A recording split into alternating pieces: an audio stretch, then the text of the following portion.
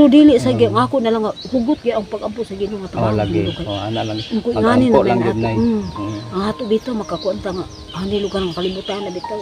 Lumalabay ra gyud ta. Oh, mao lagi. Lumalabay ra Ana. gyud na. Ang kiniatong panglawas hulman nam gyud nato sa kwan gyud wa ta kabalog. Ano sa takwaon. Dito. Ang ato lang yun nga mag-ampo ta nga baskog patong panglawas nga magdugay pa ta diri sa kalibutan. Kanang murag lisod kay mi ko sa mo pagbayta akong tambal.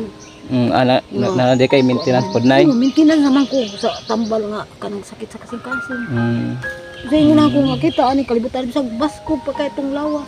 Pero pagabot sa panahon nga ang kanang bitong kanak baon to sa Ginoo. Bisa pag baskog ka itong lawas atay kita. Mao lagi. Kaya akong anak abi mo. Wa ta kabalo. No.